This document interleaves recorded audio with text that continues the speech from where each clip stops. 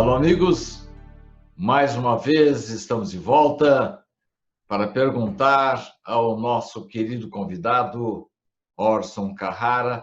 Afinal de contas, Orson, meu bom dia e, ao mesmo tempo, o que é o Espiritismo? Meu caro Sidney e meus amigos telespectadores, que satisfação continuarmos com o nosso programa semanal e termos a oportunidade de refletir sobre esta pergunta tão ampla, tão repleta, que abre um universo de possibilidades de abordagem, de questionamentos e de entendimento da própria vida. É uma satisfação, Sidney, desfrutar deste momento. Orson, a doutrina espírita caracteriza-se principalmente por nos dar informações preciosas desta vida, da vida anterior e, quem sabe, da outra vida que vem por aí. A minha primeira pergunta de hoje seria a seguinte: para onde vamos depois que morremos, Orson? É o que muita gente pergunta, né, Sidney? Para onde vamos? O que é que a morte nos prepara? O que é que verdadeiramente nos aguarda? E poderíamos até acrescentar quem é que vai nos receber após a passagem pelo fenômeno biológico natural da morte. Para onde vamos? Eis um questionamento que está presente na cabeça de muita gente, gerando preocupações.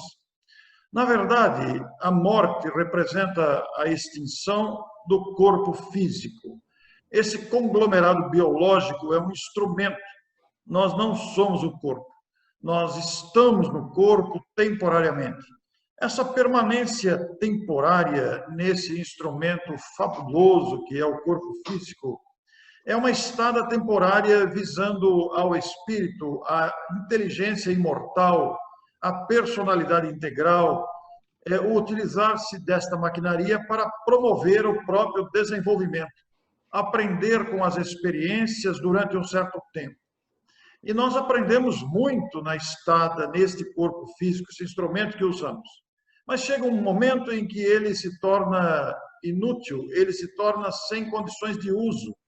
Então ocorre o fenômeno biológico da morte. É verdade que existem mortes que ocorrem sem a nossa vontade, mortes inesperadas, precipitadas, mortes ocasionadas por enfermidades que nos tomam de assalto, mortes acidentais. Mas vamos considerar, então, independente do gênero de morte, em que idade for, para onde vamos? Voltamos, Sidney e amigos, para a nossa condição original, a condição de espíritos, de almas imortais.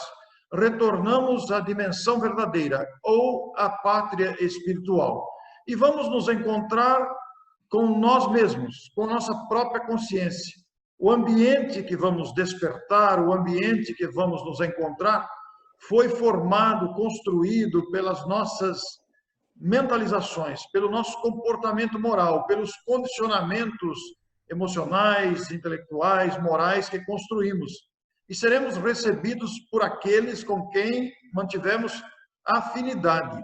Afinidade de propósitos, afinidade de ideais, afinidades afetivas, etc. Então, nós vamos para a dimensão espiritual.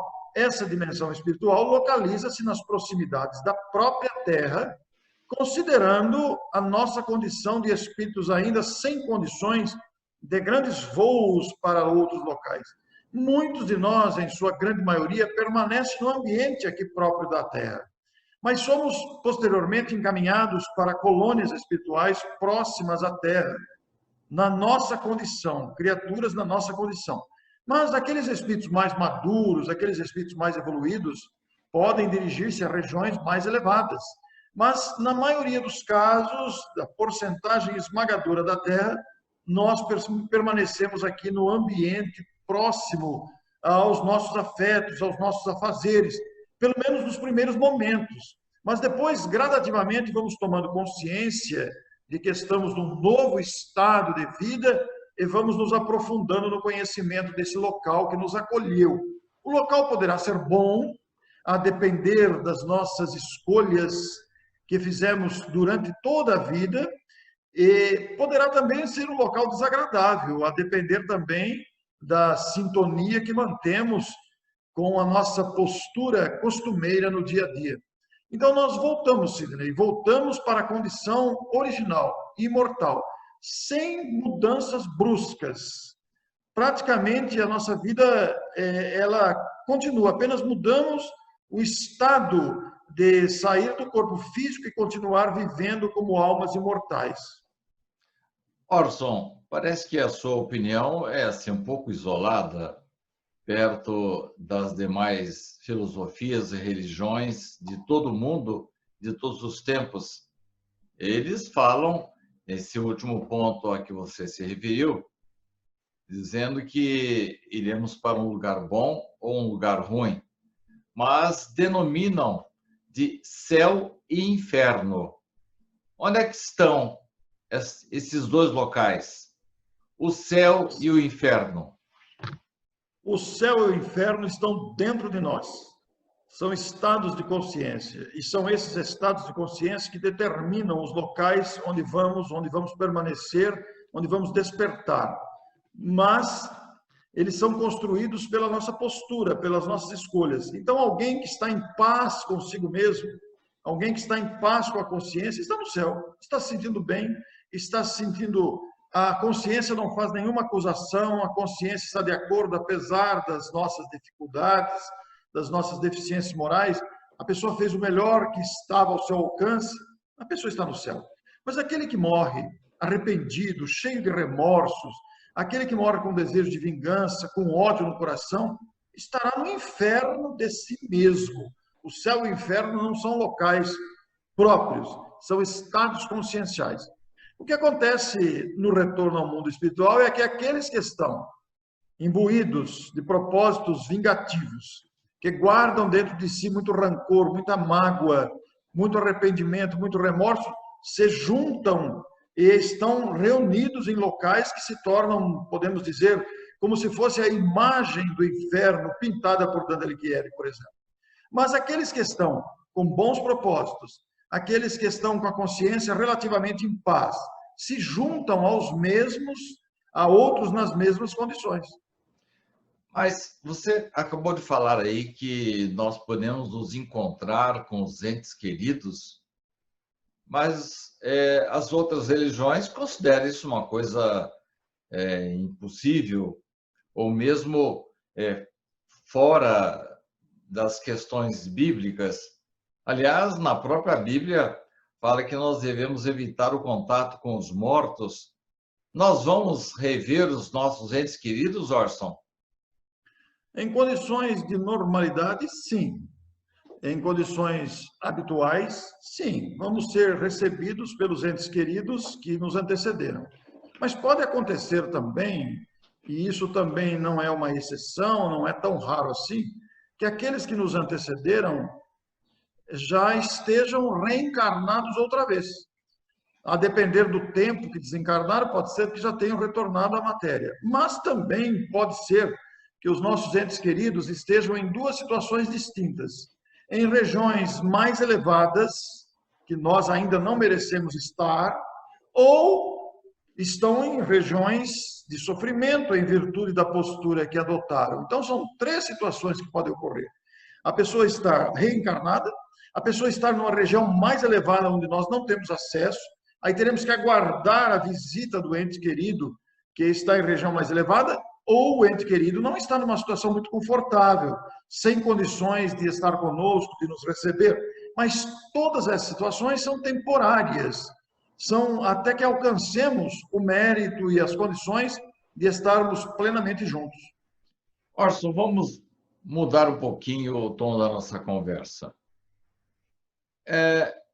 Quando saía a procissão da Igreja Santa Teresinha, dirigindo-se e passava ao lado do Centro Espírita Amor e Caridade de Bauru, o senhor padre, depois tornou-se bispo, ele costumava parar, fazer o sinal da cruz e dizer: "Vade retro, Satanás".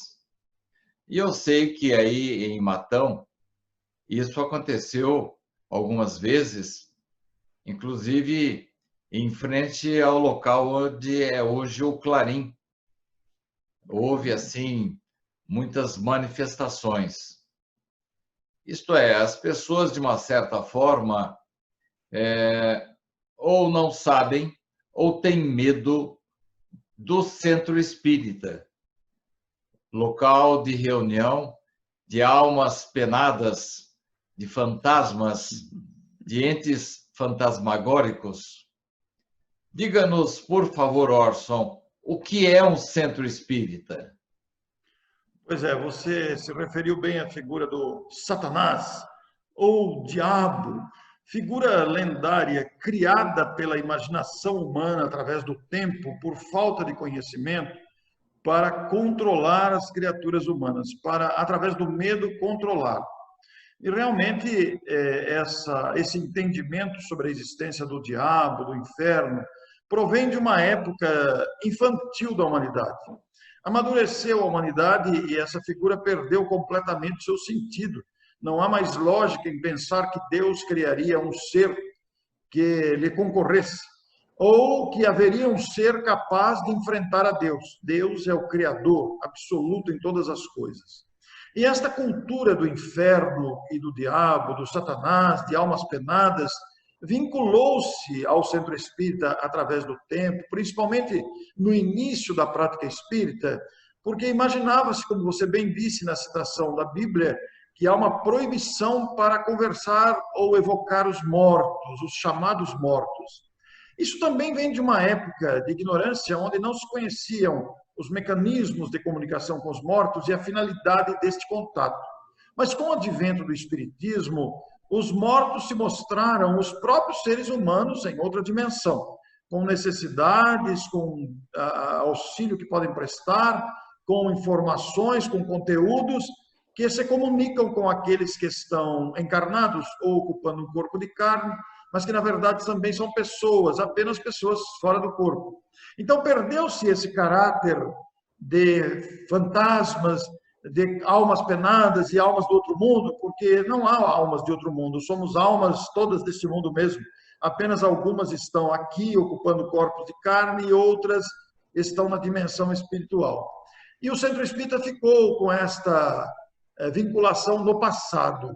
Embora hoje ainda haja preconceito, embora hoje ainda haja essa sensação de alma penada, de comunicação com os mortos sendo proibida por algumas crenças, o Centro Espírita é hoje um centro de estudos, um centro de serviço, de trabalho em favor das criaturas humanas.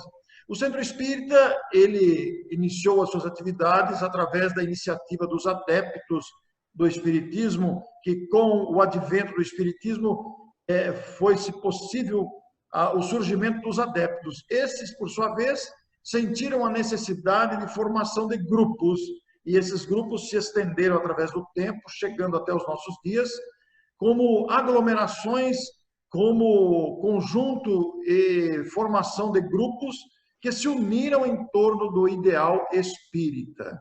O Centro Espírita, pensando do ponto de vista da legislação de um país, vamos falar do nosso Brasil, é uma organização jurídica, ela tem que atender à legislação do país.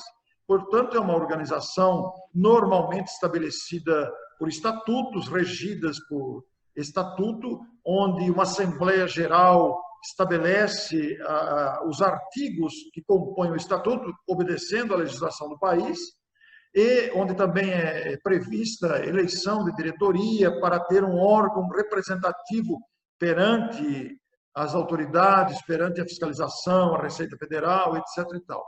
Então, em nível humano, é uma organização. Poderíamos até chamar de uma empresa sem fins lucrativos. Não há finalidade lucrativa. Mas é necessária uma organização jurídica.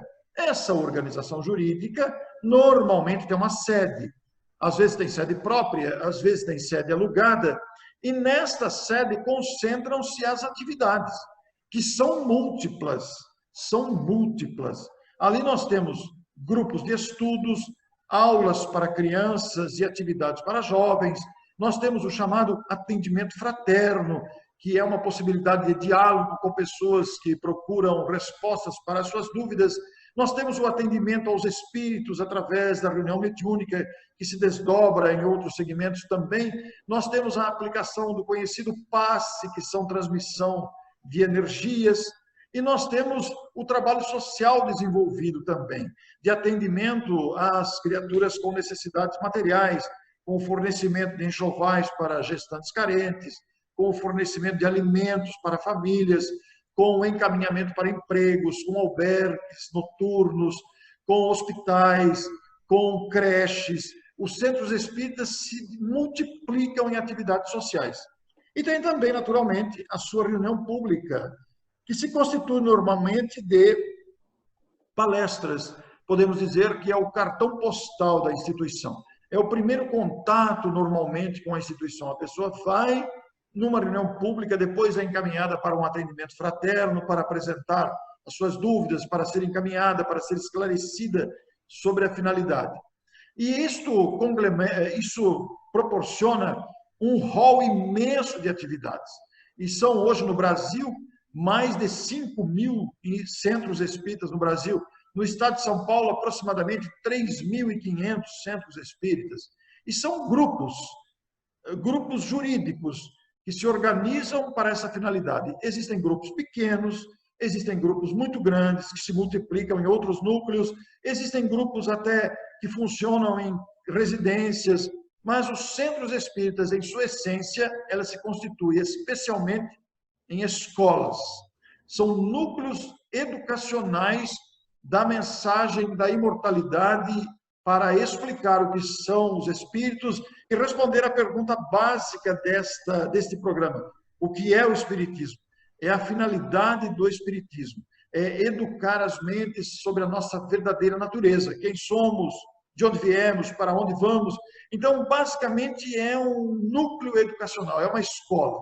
Mas ele também é um hospital. Não um hospital nos moldes convencionais, como nós estamos acostumados, principalmente agora que os hospitais estão na mídia, estão em destaque com a pandemia. Mas hospitais no atendimento à necessidade, ao socorro das dificuldades morais e das dificuldades físicas também. E, igualmente, se constitui numa oficina, porque no Centro Espírita abrem-se oportunidades de trabalho, não só de encaminhamento para obtenção de emprego, para trabalhos remunerados, mas especialmente do trabalho voluntário, onde podemos preencher a nossa disponibilidade do tempo para treinar o principal verbo, a principal virtude para alcançarmos o estágio de amadurecimento, que é o verbo servir. E o Centro Espírita, ele se presta a esta oportunidade de serviço e de crescimento do ser humano. Orson, os espíritos desencarnados, os mortos, particularmente os nossos parentes, podem nos auxiliar? E para que eu possa contar com o auxílio deles, eu tenho que ir a um centro espírita? Os espíritos familiares, é bom que se diga aqueles que estão em condições, porque não basta o fato de ser um familiar desencarnado, que nós vamos aguardar que ele se transformou imediatamente, que ele já se tornou capacitado para isso. Nem todos, convenhamos, nem todos nós estamos em condições ideais de equilíbrio e serenidade. Muitos de nós, ao desencarnarmos, vamos precisar de um tempo de adaptação, um tempo de conhecimento, um tempo de aprendizado, e muitos dos nossos familiares passaram por esse tempo de aprendizado, de adaptação, e se tornam, sim, trabalhadores do bem. A depender do estágio em que se encontra, os espíritos familiares sempre nos ajudam. Sempre nos ajudam. E se não têm condições de ajudar, vão recorrer a outros para que nos ajudem. Mas, para receber ajuda do familiar desencarnado, que está em condições de ajudar, ou que busca ajuda para nos auxiliar, não significa que a pessoa tenha que ir a um centro espírita. A pessoa não precisa ser espírita para receber a ajuda do seu familiar. Qualquer criatura humana, independente da sua crença, independente da sua idade, independente do seu status da cidade onde mora, da época que nasceu, da idade que está, se é casado, se é solteiro, se é homem, se é mulher, independente. Os familiares que se foram e que estão em condições sempre buscam auxiliar. Não há necessidade de ir ao centro espírita. O centro espírita é um caminho facilitador para o conhecimento, para nos inteirarmos de como ocorre esse contato, esse auxílio, de como ocorre essa questão. Mas é muito importante pensar no auxílio que nunca falta. No programa anterior, Sidney, nós falamos que tínhamos uma outra história. Nós nos referimos à história de Irmã Dulce, que o médico oftalmologista foi visitá-la, nos emocionamos aqui, nos vergamos diante da grandeza desses espíritos. Eu disse que tinha uma outra história que cabe nesse contexto da sua pergunta. Porque o nosso querido Lamartine Palhano Júnior, que é um médium já desencarnado, ele atuava no estado do Espírito Santo, e foi um grande pesquisador espírita, um grande pesquisador. Publicou muitos livros, fruto da pesquisa do seu grupo de estudo. Um deles foi este livro aqui, o livro da prece, Lamartine Palhano Júnior, editado pela La Chatre. Esse livro da prece conta vários casos do valor da prece, vários casos da importância da prece, de buscar auxílio, etc. E ele conta um caso aqui de uma propriedade rural, sem condições, afastada dos grandes centros, onde 3 crianças se queimaram gravemente. E não tinha condições de ir até um hospital de queimados. Era mais de 500 quilômetros. As crianças não suportariam a viagem. Precisaria ter um deslocamento aéreo. Como fazer isso? Não tinha condições. Vamos arrumar um avião?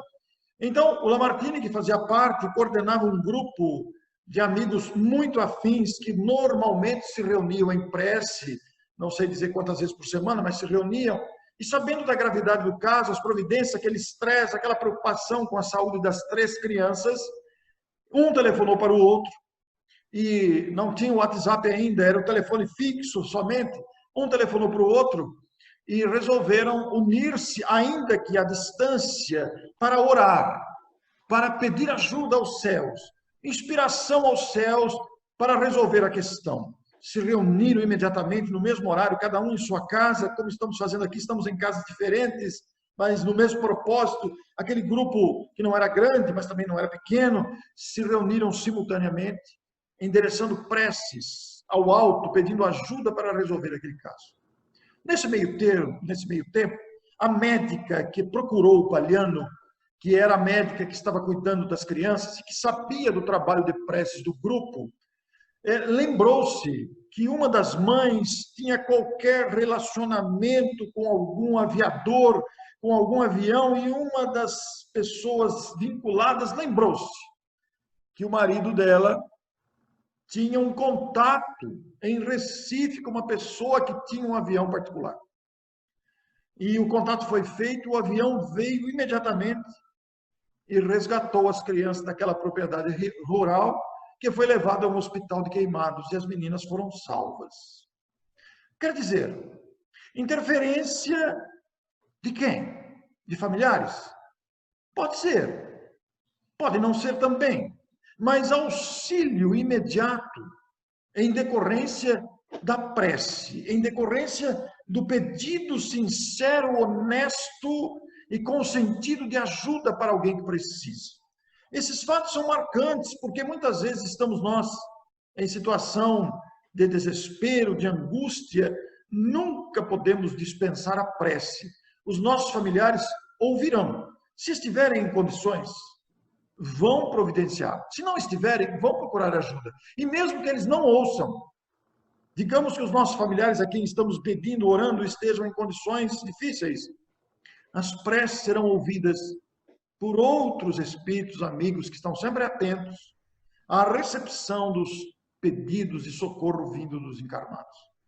Então, os familiares e suas situações de ajuda estão sempre presentes, de uma forma ou de outra, direta ou indiretamente. Quer dizer, então, que eles continuam preocupados conosco, sensibilizam-se com os nossos problemas e, quando é possível, eles retornam e, se não podem retornar, eles pedem por nós e solicitam o auxílio de outras criaturas para nos atender aqui na Terra? Isso mesmo, Sidney. A sua pergunta me lembra um fato muito curioso. Eu recebo muitos pedidos por WhatsApp, ou Face, ou e-mail de pessoas que perderam, entre aspas, porque ninguém perde ninguém, é bom que se diga isso, que perderam seus entes queridos. E uma das principais perguntas, é interessante dizer isso depois da sua pergunta, uma das principais indagações que as pessoas fazem é se aquele que morreu vai se lembrar dele. No local em que está, se vai ter lembrança daquele que ficou. Como se quem morresse, quem desencarnasse, desaparecesse. Mas a gente sempre destaca que o fato de desencarnar, de morrer, não significa em absoluto perda de memória ou perda de laços de afeto. Muito bem. Isso é uma coisa, assim, consoladora, né, Orson? Muito. Eu, não raramente, quando a coisa aperta para o meu lado aqui, eu sempre tenho, assim, contato, ainda que ligeiro, da minha mãe, do meu avô Joaquim, que jamais me faltam nessas situações. Bem, Orson, nós estamos chegando ao final da nossa conversa de hoje. Eu tenho aqui uma pergunta, mas o tempo não vai nos permitir. E vamos deixar para o início do próximo programa. Eu vou querer que você me fale a respeito do passe espírita. Se o passe à distância existe, se não existe, se é a mesma coisa que o jurei, que o reiki, enfim, será um assunto para o nosso próximo programa. Obrigado, Sidney. E aos amigos, fica o nosso convite para estarem conosco no próximo programa, para darmos continuidade a essas indagações e a esses desdobramentos que o programa O que é o Espiritismo nos permite. Muito bem, chegamos ao final. Agradeço a você, meu caro espectador, meu caro ouvinte, que nós possamos continuar com esse trabalho e que o Orson continue sendo inspirado pelos parentes dele ou pelos bons espíritos que estão acompanhando o nosso programa. E eu não vou deixar de continuar perguntando, afinal de contas, Orson, o que é o Espiritismo? Que pergunta maravilhosa que nos permite tantos desdobramentos mentais, intelectuais, emocionais e psicológicos com a grandeza desta doutrina. Até já, ouvinte. Na próxima semana estaremos de volta. Até lá.